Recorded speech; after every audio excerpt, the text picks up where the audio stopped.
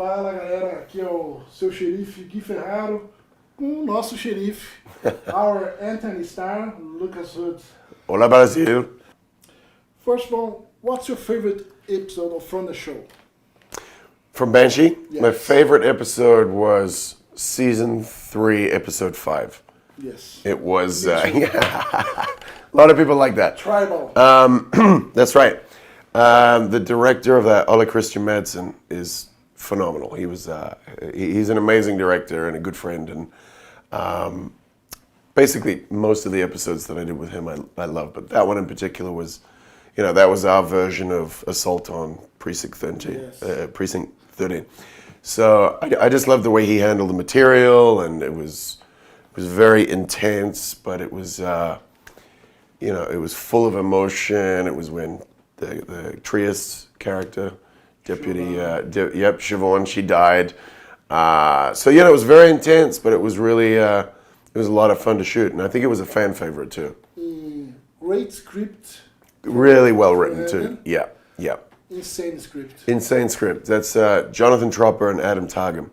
At that point, were writing that, and it was, we read the script and we're like, wow, this is going to be good. And we had OC, who's a great director, so it was a lot of fun. I talked with Adam in email.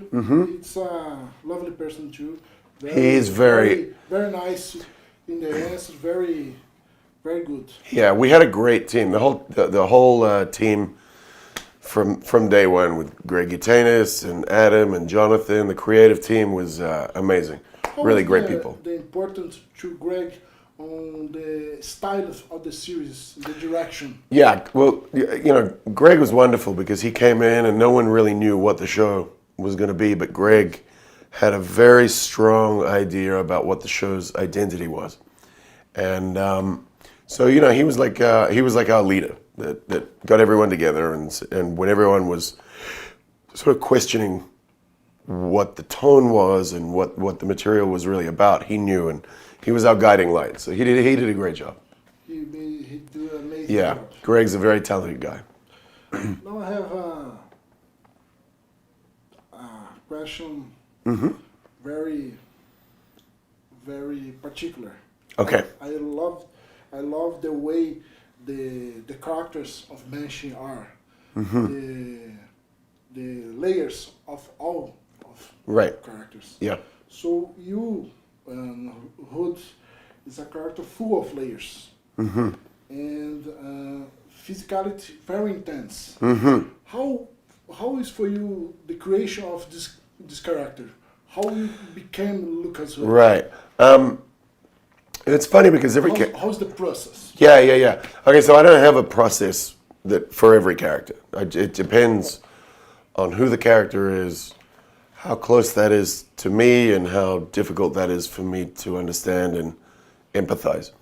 So with that, it was, I've never been to prison, never killed anyone. I don't get in fights. No, I haven't killed anyone yet. No fights. No, I'm a clean living guy. But you have to become living Brazil. I know. I'm gonna go do some. I'm gonna do some jiu-jitsu classes and join the UFC. Now I'm in Brazil, but I'm gonna train with the Gracie brothers. Yeah. But no, everything comes together. It doesn't. I don't know how it's a. How to describe it? Depending on how things relate to me, depends how much I need to look into things. Like for Lucas Hood, it was like looking into antisocial personality disorder and looking up the post-traumatic stress disorder and things like that to try and layer that in. But at the same time, the writing helps a lot with that because we were really collaborative as well. So they were writing a lot of the scenes that would inform those things about the character anyway, and we would add that to the pot. So the character comes together. It's never just the actor. Actors like to think that it's all about them, but it's not. It's a collaborative process with directors and writers, and you put it all together. And the other actors, of course, you work together and discuss relationship and build. So it was a very collaborative process. But as far as and then it's about just looking at when to reveal the vulnerability and when to be hard, and and trying to add those layers without. I mean, it's Banshee, so it was pretty over the top, but without pushing too hard, or just measuring that. I love your style on Banshee, your stuffs. First episode, you're such a badass, a perfect guy, shooting, killing, but you cry in the first episode. That's right. When when I don't get the girl. Yes. Yeah. I cry a lot with you. I know. So it was interesting because I was thinking about that scene and whether we should, whether the character, whether Hood should, how emotional you should get in that scene. Yes. And I think we all said, no, let's be vulnerable immediately. In the first episode, let's set it up. Let's show that it's not just a brawny guy, that this guy is really wants something, desperately loves this woman, and then is heartbroken. And let's allow the humanity to come out straight away. And I think that's what people empathize with the character. Amazing. There's any similarities between Hoot and Homelander? I think the biggest similarity, I think both of them have their own moral code that they work to. Yeah. They're very different moral codes, but Homelander does things, the wrong things for what he believes are the right reasons. Very rarely do people walk around doing the wrong thing knowingly. They think it's the best thing for them to do to survive, and Hood was the same. Excuse me. He was doing the wrong things for the right reasons. So Homelander is much more self-serving, and but when you look at the backstory of Homelander, he's very damaged. They have that in common as well. They're both very damaged.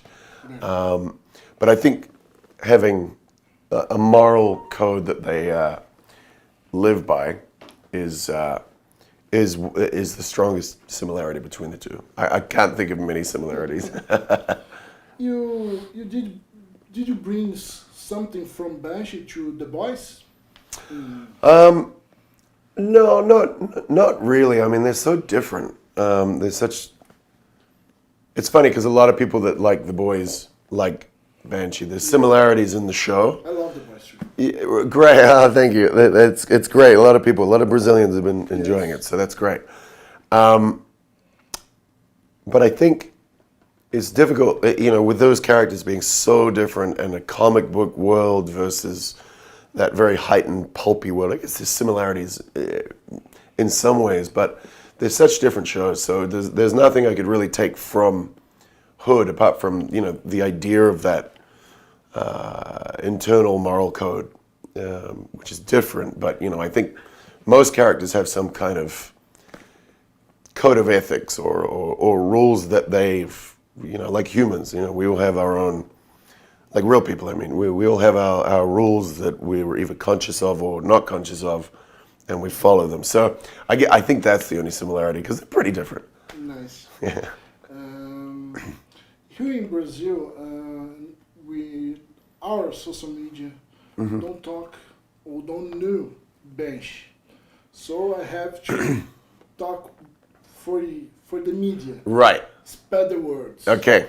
So I'm that guy. You're that guy. I'm that guy. We appreciate it. I'm stop the people in the street.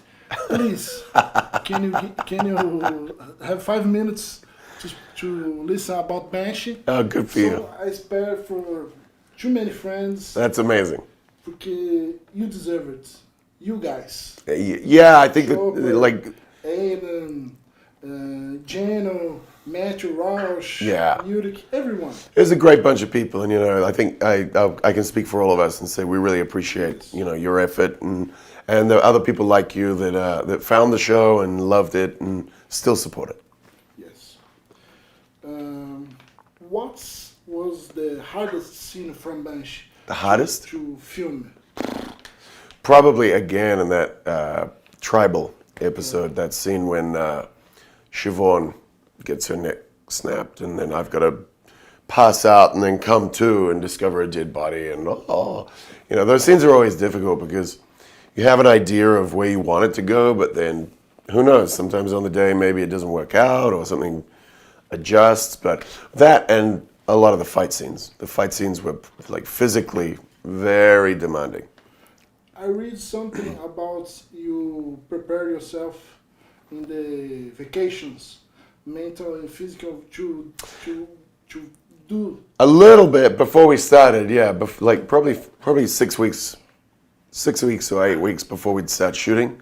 Then I'd have to start conditioning and training and working out and getting ready because it was, it was a really physically demanding show. So everyone had to be fit, and we had a fitness team for when we were shooting, but it was not an easy show to make. So we needed to prepare for sure.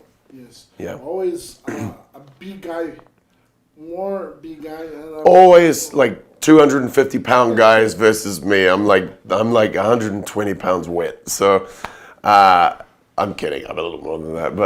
But no, it was always these big guys with arms the size of my legs, and those big guys. Even they were all lovely, by the way. They're all great guys. Yes. But even when they're throwing a punch, just the weight of their arm for a normal human like me is like it's demanding, and you always come out with bumps and scrapes and bruises, and it was an intense show, a very intense show. Very intense show. Yeah. I talked with Geno too. He's a nice guy. Oh, Gino's great. Great. Lovely guy. Big, deep voice. That voice, man. That voice. I think he did The Lion King for a number of years, like singing and performing in The Lion King, yeah. True. And it's no surprise because he's got that big big, incredible voice. And he's got a great look as well. He's a big physical guy. And yeah, he was great. He's a lovely guy. I have a little question from my friend, Rossi Jr. Okay. He asked me to talk with you. Why always the pretty girl die in Banshee first? I can't answer that. I don't know. So I did it. Jonathan Tropper, you have to answer that question. That's a question for you. That's a question for you. Yeah. The writers have to answer to that. Nice. I would never kill the pretty girls, so You never. And send a message to all your Banshee friends. Please. In Brazil? In Brazil. Hola, Brazil. Thank you so much for being fans of the show. We've just been down here for the last few days at CCXP, and we've had an amazing time. The reception from Brazilians has been incredible. We were here for a different show. We're here for the boys, but there's been so many fans of Banshee that have come along and shared their love for the show. And it's a few years old now, so it really means a lot to be here and share some time with you and feel the love. Obrigado, Brasil. Watch Banshee and watch the boys, please. And watch the boys, of course. If you like Banshee, you'll like the boys. Yes. Yeah. That's for you. Nice man. You're a gentleman.